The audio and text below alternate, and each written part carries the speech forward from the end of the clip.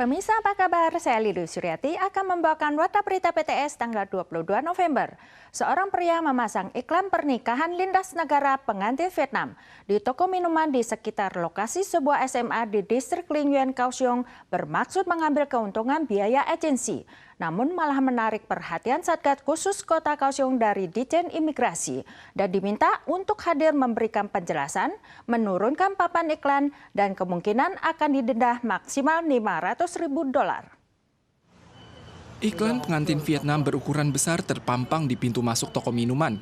Lokasinya berseberangan dengan sebuah SMA di distrik Linh Nguyen, Kaohsiung. Anggota Satgas Khusus Kota Kaohsiung mendatangi toko dan meminta agar semua papan iklan ditarik.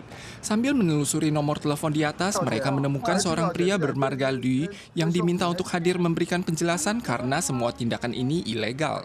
吕男花费了近千元制作看板，并拜托店家暂借空间摆放。 且自称旗下有10多名越南籍女子可供海选。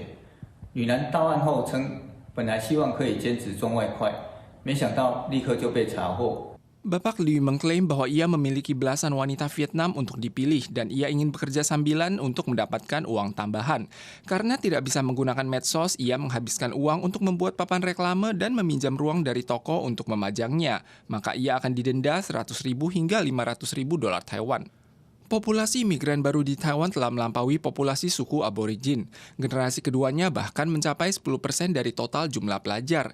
Dalam masyarakat multikultural, wanita dan pernikahan tidak seharusnya menjadi komoditas dagang. 透过这样子广告去找到的，他们其实也常常会有个心态，就是我好像是买一个女人回家，把女性非常非常物化，然后直接挂在街上贩卖的这些广告，应该要拿下来。就是婚姻还有就是女性，她不应该是成为被买卖的一个商品。 Satgas Khusus Kota Kaohsiung menegaskan selain iklan fisik, iklan agen pernikahan apapun di internet juga ilegal. Warga dapat menghubungi 35 agensi pernikahan lintas negara yang sah lewat situs resmi Ditjen Imigrasi. Kemudian menandatangani kontrak dan mengikuti jalur wajar untuk melindungi kepentingan pribadi. Pertemuan Joe Biden Xi Jinping diperkirakan akan meredakan ketegangan antar Selat Taiwan. Namun laporan terbaru Dewan Urusan Daratan Tiongkok menunjukkan bahwa Tiongkok memberi tekanan pada Taiwan melalui konflik zona abu-abu dan mengadopsi model latihan militer pengepungan dan isolasi. Laporan juga memperingatkan bahwa Tiongkok menggunakan isolasi terbatas sebagai strategi tempur hipotetis untuk memaksa Taiwan maju ke meja perundingan. Kementerian Pertahanan Nasional mengumumkan tanggal 22 bahwa mereka telah mendeteksi total 12 pesawat dan 5 kapal perang Tiongkok yang beroperasi di sekitar Selat Taiwan. Laporan terbaru Dewan Urusan Darat Tiongkok menunjukkan bahwa Tiongkok memberikan tekanan kepada Taiwan melalui konflik zona abu-abu dan mengadopsi patroli kesiapan tempur bersama. Kedepannya mungkin bekerja sama dengan unit penegak hukum maritim dalam menentukan ruang lingkup dan waktu latihan sesuai dengan kebutuhan politik. Laporan tersebut juga memperingatkan Tiongkok menggunakan isolasi terbatas sebagai strategi tempur hipotesis untuk memaksa Taiwan untuk ikut serta dalam perundingan.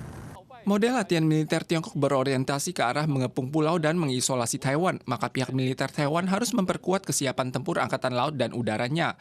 Pakar mengatakan Tiongkok akan mengadopsi strategi isolasi total dan memutuskan jalur komunikasi laut, sehingga menyoroti pentingnya keberadaan kapal selam.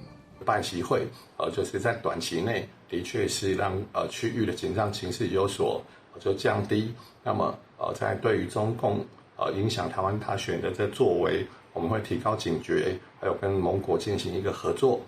Pakar menilai forum Biden-Xi membantu meredakan ketegangan lintas selat. Namun karena Tiongkok berusaha memengaruhi pemilu Taiwan tahun depan, Taiwan harus menentang intervensi dalam pemilu dan memperkuat interaksi dengan negara sekutu untuk meningkatkan kemampuan pertahanan nasionalnya.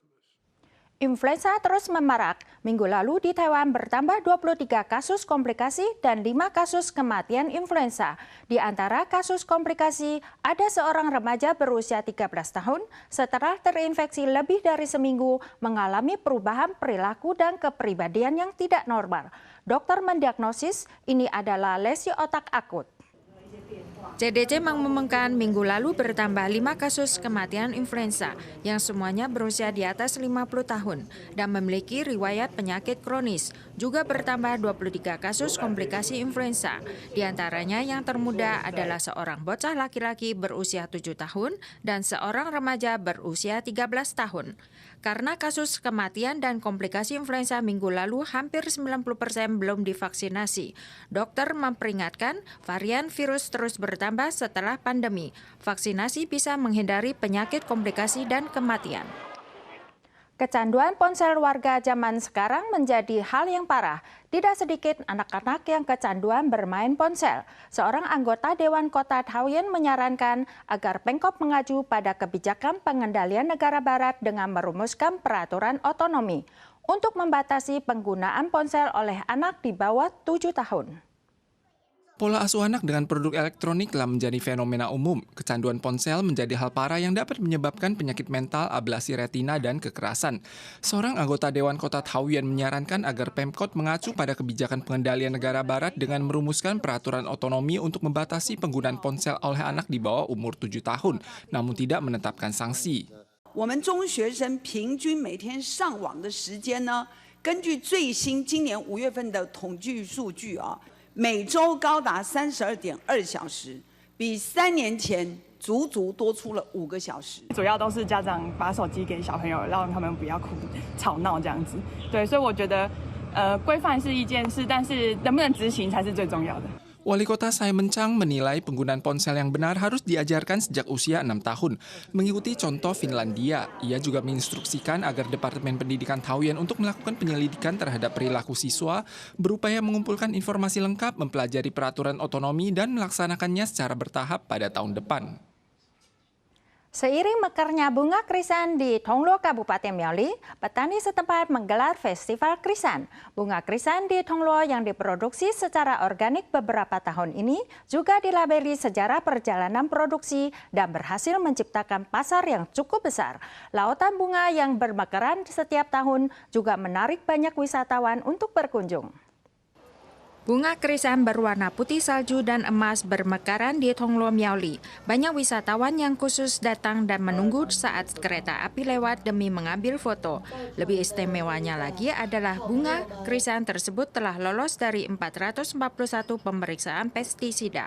Tidak hanya bisa dinikmati dengan mata, juga bisa dikonsumsi dalam bentuk makanan ataupun seduhan minuman teh krisan.